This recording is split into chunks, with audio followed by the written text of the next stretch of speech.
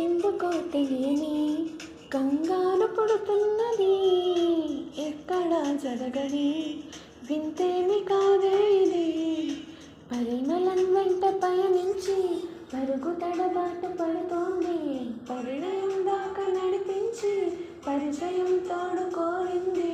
దూరం తలొంచి ముహూర్తం ఇంకెప్పుడొస్తుంది, గుండెల్లో ఏముందో కళ్ళల్లో తెలుస్తుంది, పెదవుల్లో ఈ మౌనం నీ పేరే పిలుస్తుంది.